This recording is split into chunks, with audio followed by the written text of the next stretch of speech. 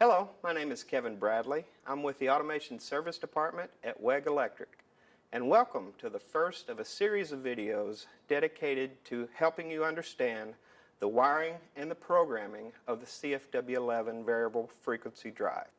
A new CFW11 will come out of the box ready to operate from the HMI if sized properly.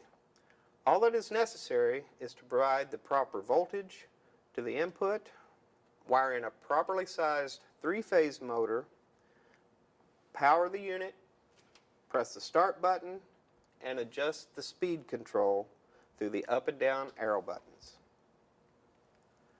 Looking at the CFW11, we see the HMI. There is a main LCD screen which will provide monitoring for various parameters.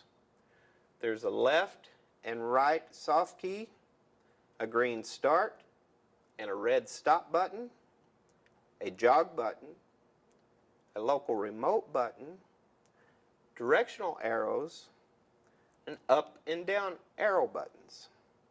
There's also a USB port for computer interface if necessary.